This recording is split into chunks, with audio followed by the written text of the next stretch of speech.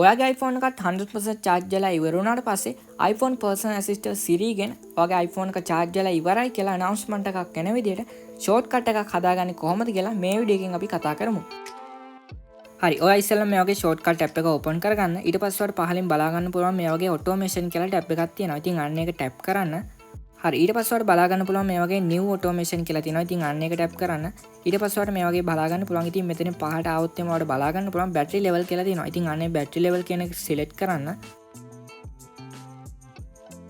හරි ඊට පස්සේ ඔයාලට මෙතනින් පුළුවන් ඔයාගේ iPhone එක කීයට charge වුණාමද Siri ගෙන් announcement එක ඔයාලට එන්න ඕනි කියලා මෙතනින් select කරන්න.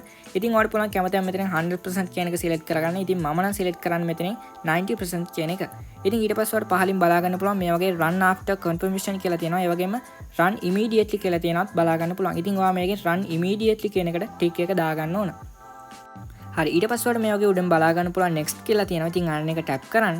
ඊට පස්සේ ඔයාලට මේ වගේ තමයි බලා ගන්න පුළුවන්. ඉතින් මෙතන බලා ගන්න පුළුවන් මේ වගේ search bar එකක් තියෙනවා. ඉතින් අන්න ඒ search bar එකේ speak text කියලා ඔයා type කරගන්න ඕනේ. ඉතින් ඊට පස්සේ මේ වගේ පහලින් බලා ගන්න පුළුවන් speak text කියලා තියෙනවා. ඉතින් අන්න එක select කරන්න.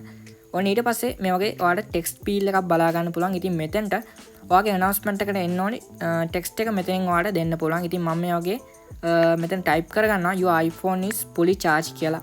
ඉතින් ඔයාලට පුළුවන් ඔයාගේ announcement එකට එන්න ඕනේ දේ ඔයාලට කැමති විදිහකට මෙතනින් type කරගන්න.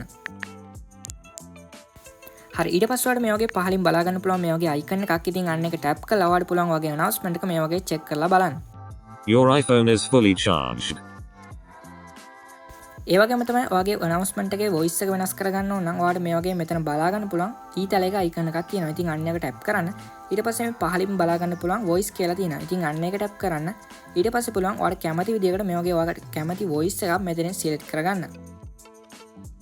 Your iPhone is fully charged.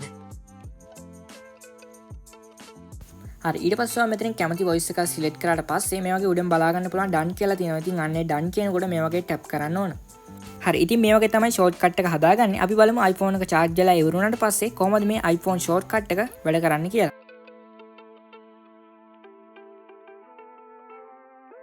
Your iPhone is fully charged.